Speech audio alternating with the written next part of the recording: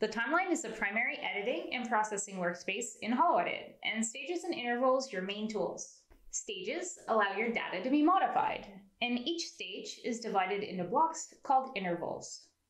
Intervals specify what frame ranges specific processing will be applied to.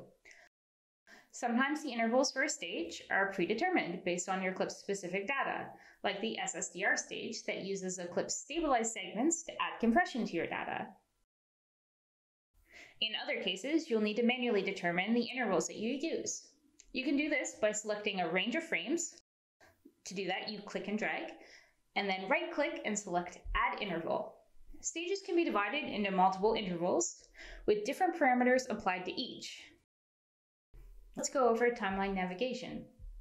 Go ahead and scrub through your clip by clicking and dragging on the playhead and the time ruler. You can zoom in and out of the timeline by using the scroll wheel of your mouse, with the cursor inside of the timeline. You can use the handles in the topmost bar of the timeline to change the scale as well.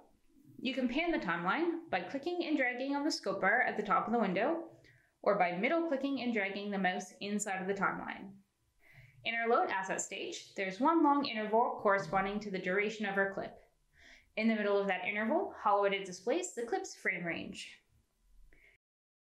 This stage can be trimmed in the timeline. Let's take a look at how we can edit the load asset stage for this clip. With your entire clip in view, click on the interval in the load asset stage. You'll see a pink handle appear at either end. Moving the handle at the beginning of your load asset interval is going to change where your clip starts. We're going to move that handle to frame 65. Note that moving the handle trims the clip, but doesn't erase the data.